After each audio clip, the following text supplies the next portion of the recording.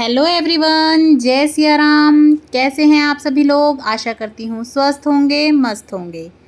और महालक्ष्मी की कृपा पाने के लिए राधा अष्टमी से उठाए जाने वाले 16 दिन के महालक्ष्मी के व्रत आप कैसे कर सकते हैं, इस व्रत में पूजा कैसे करनी है, बहुत ही सरल विधि देखेंगे हम।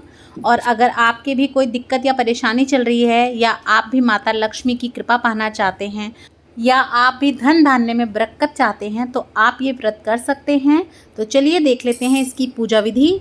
तो देखिए, हो सके तो आप अलग से चौकी लगा लीजिएगा और उसके ऊपर आप कपड़ा बिछा लीजिएगा लाल रंग का। और आप चौकी इस हिसाब से लगाइएगा कि अगले 16 दिनों तक आपको रोज़ जो है ना इसी चौकी पे पूजा करनी है। और अगर आपके मंदिर में इस तरह का स्पेस है तो आप अपने मंदिर में भी पूजा कर सकते हैं। तो देखिए, सबसे पहले हम लक्ष्मी माता की प्रतिमा ले लेंगे। तो आप चाहें तो मूर्ति ले लें, फ़ोटो ले लें, या देखिए इस तरीके के जो पेपर की आती है आप वो भी ले सकते हैं। और देखिए इसमें क्या है ना, आपको श्री यंत्र और माता रानी के 8 स्वरूप और गज वगैरह सब मिल जाएगा, क्योंकि इस व्रत में जो है गज लक्ष्मी की विशेषकर पूजा की जाती है। तो आप ये ले सकते हैं, या आप कोई भी लक्ष्मी माता की फ़ोटो ले लें, मूर्ति ले लें, लक्ष्मी गणेश ले लें, मिट्टी के ले लें, चांदी के ले लें, जो भी आपके पास हो आप वो ले सकते हैं। तो सबसे पहले हम कलश स्थापना के लिए कलश तैयार कर लेंगे। तो देखिए, आप कलश के ऊपर मोली बांध लें, उसको आप कंठ तक जल से भर लें, गंगा जल डाल लें। उसके बाद उसमें आप हल्दी, सुपारी, सिक्का, थोड़े से अक्षत, दुवा, फूल, इस तरीके से सब चीज़ें जो जो हम डालते हैं हमारे कलश में, वो सब डाल के अपना कलश तैयार कर लें। रोली डाल लें, हल्दी डाल लें। अगर आप पे हल्दी की गांठ ना हो तो आप जो पाउडर वाली हल्दी आती है वो भी डाल सकते हैं। तो इस तरह से आप अपना कलश तैयार कर ले। और ये कलश आपको जो है 16 दिन तक यहीं रखे रहने देना है अपनी चौकी के ऊपर। और अगर आप कलश स्थापना नहीं करना चाहते तो आप कलश स्थापना के बिना भी कर सकते हैं, लेकिन जो है ना लक्ष्मी व्रत में कलश स्थापना करना बहुत अच्छा रहता है, तो हो सके तो आप ज़रूर करें। इस तरह से आप 5 पल्लव लगा लें। तो आप आम के लगा लें, या फिर अशोक के लगा सकते हैं, या फिर आप चाहें तो पान के भी लगा सकते हैं। उसके बाद देखिए, आप थोड़ा सा ना इस तरीके से चावलों से या तो अष्टदल कमल बना लें, या फिर इस तरीके से ढेरी बना लें आप चावलों की। और आप रंग भी सकते हैं, जैसे मैंने यहाँ पे कलर कर रखा है येलो कलर का, नहीं तो आप प्लेन वाइट भी ले सकते हैं। उसके ऊपर हम हमारा जो है कलश स्थापित कर देंगे, और कलश के ऊपर हमें नारियल रखना है। तो देखिए, नारियल का मुख कहाँ होता है, कई बार बहुत कन्फ्यूज़न होती है लोगों को। उसके लिए एक सेपरेट वीडियो है चैनल पर, आप ज़रूर देखिएगा, मैं लिंक दे दूँगी। और कलश का जो मुख है वो पूजा करने वाले की तरफ रखना है आपको। उसके बाद हमने हमारे गणपति भगवान को भी विराजमान कर लिया है, क्योंकि उनके बिना तो कोई भी पूजा संभव होती ही नहीं है। उसके बाद देखिए, आप अपना दिया जोड़ लीजिए। सबसे पहले आप चाहें तो अखंड ज्योत भी लगा सकते हैं 16 दिन के लिए, या फिर आप चाहें तो सुबह शाम की ज्योत भी कर सकते हैं। जैसा आपको ठीक लगे आप उस हिसाब से कर सकते हैं। सर्वप्रथम हमने यहाँ पे जो है गंगा जल का छींटा देके स्नान करा लिया है सभी को। तो देखिए, गंगा जल का छींटा दे दें। और अगर आप मूर्ति स्थापना कर रहे हैं, यानी कि आप मूर्ति रख रहे हैं माता लक्ष्मी की, तो फिर आप उन्हें स्नान करा सकते हैं। लेकिन मेरी यहाँ पे मूर्ति नहीं है तो मैंने छींटा दे दिया है। उसके बाद मैंने यहाँ पे उनको जो है वस्त्र रूपी कलावा अर्पण कर दिया है। मैंने चुन्नी भी ऊपर से उड़ाई है। साथ ही में गणपति भगवान को हम वस्त्र रूपी कलावा अर्पण कर देंगे। तिलक कर लेंगे हम, सबसे पहले चंदन से तिलक कर लेंगे, उसके बाद रोली से तिलक कर लेंगे। उसके बाद जितने भी हमारी यहाँ पे लक्ष्मी माता के स्वरूप हैं उन्हें आप तिलक कर लें। श्री यंत्र अगर आपने रखा है पूजा में तो उसे तिलक कर लें। और आप जो लक्ष्मी माता का गज है, यानी कि हाथी है, इस व्रत में गज लक्ष्मी की ही पूजा की जाती है, तो आप अगर हो सके तो वो वाली प्रतिमा लें जिसमें गज हो, या फिर अगर आपके पास कोई हाथी है मिट्टी का तो आप वो भी अपनी पूजा में रख सकते हैं। तो उसे भी आप अच्छे से तिलक करें, उसका पूजन करें। उसके बाद आप चावल चढ़ा दें सभी को, अपने दिए का पूजन कर लें, उसे भी आप जो है अच्छे से तिलक वगैरह कर लें। सभी प्रतिमाओं को, अपने कलश को, अपने नारियल को, सभी को आप इस तरीके से तिलक कर लें।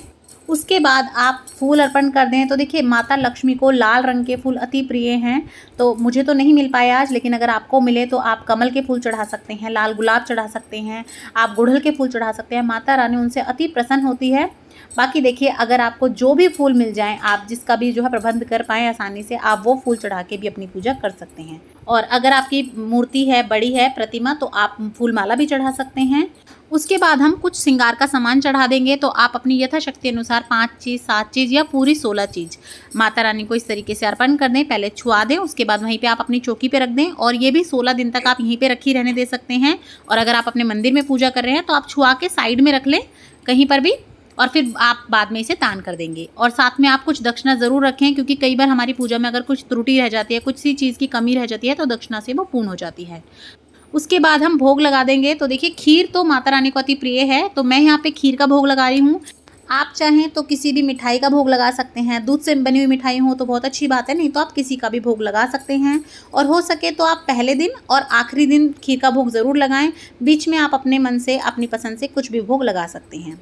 उसके बाद देखिए इसका डोरा बनाया जाता है 16 गांठ का। तो इस व्रत में जो है कुछ लोग तो डोरा पहनते हैं और कुछ लोग सिर्फ डोरा बना के उसकी पूजा कर लेते हैं और संभाल के रख लेते हैं। तो आपको इस तरीके से कलावा ले लेना है और आप जितना मोटा रखना चाहें उसके हिसाब से बना लें। और उसके बाद आपको इसमें 16 गांठें लगानी हैं, गिन करके आपको 16 गांठें लगानी हैं। उसके बाद पहले आप इसका पूजन करेंगे, उसके बाद आप इस डोरे को पहनेंगे। तो जैसा कि मैंने बताया, अगर आप पहनते हैं तो आप हाथ में पहन सकते हैं, गले में पहन सकते हैं, और अगर आप नहीं पहनना चाहते हैं तो कोई दिक्कत नहीं है, आप इसका पूजन करके इसे अपने लॉकर वगैरह में कहीं भी रख लें। उसके बाद अगले साल जो है इसका विसर्जन कर दें और फिर से नया डोरा बना लें। तो देखिए इस तरीके से सबसे पहले हम थोड़ी सी हल्दी, रोली, चावल से इस अपने डोरे का पूजन कर लेंगे और माता रानी को छुआ के पहले अपनी चौकी पर यहीं रख लेंगे और पहले हम इसका पूजन करेंगे। उसके बाद हम जो है कथा वगैरह सुनने के बाद इसे पहनेंगे।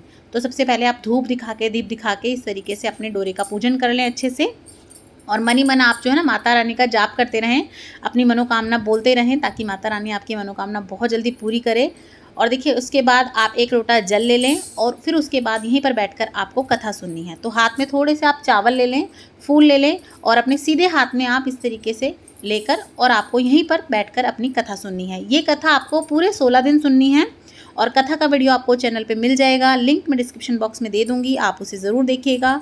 उसके बाद आप थोड़े से दाने अपनी कथा सुनी के लोटे में डाल दें, थोड़े से माता रानी के आगे अर्पण कर दें और हाथ जोड़ लें, क्षमा याचना कर लें कि अगर मुझसे कोई भूल हुई हो तो मुझे माफ़ कर देना और हमें सद्बुद्धि देना, ताकि हम कोई भी कार्य गलत करने से बचें। और साथ ही में माता रानी अपनी कृपा हम पे बनाए रखना, हमारे घर में धन धान्य की बरकत देना और हमारे घर में दिन दुगनी रात चौगनी बरकत करना। उसके बाद आप माता रानी की आरती कर ले, कपूर आरती कर सकते हैं आप, या फिर आप दीप से भी आरती कर सकते हैं। तो आप आरती कर ले, पहले गणेश भगवान की आरती कर लें, उसके बाद आप माता लक्ष्मी की आरती कर लें। तो इस तरह से आप आरती कर लें। उसके बाद आप जो है जल का छींटा दे दें और इस तरह से जो है आप अपनी पूजा शुरू कर सकते हैं। और ये व्रत आपको राधा अष्टमी से शुरू करने हैं और फिर 16 दिन तक करने होते हैं, और जो कि इस साल 2022 में 4 सितंबर को शुरू होंगे आपके व्रत और 17 सितंबर को ख़त्म होंगे। और उसके बाद आपको रोज़ कथा सुननी है, धूप दीप करना है और 1 लोटा जल आपको रोज़ कथा सुनने के बाद सूर्य नारायण को अर्पित करना है। और ये चौकी आप सोच समझ के ऐसी जगह ही लगाएं कि आप इन्हें 16 दिन तक हिलाएं नहीं, बस थोड़ी सी रोज़ आप क्लीनिंग कर लें, हल्की फुल्की फूल वगैरह चेंज कर दें, धूप दीप करें और अपना व्रत कर सकते हैं। व्रत आप जो है फलाहार भी रख सकते हैं और एक समय पर जो है अन्न भी खा सकते हैं। आप अपनी यथाशक्ति अनुसार अपने हिसाब से जैसा आप कर सकें उस हिसाब से आप व्रत कर सकते हैं। कई लोग बिल्कुल मीठे व्रत भी करते हैं, कई लोग नमक भी खा लेते हैं, तो अपने हिसाब से आप दोनों तरह से कर सकते हैं।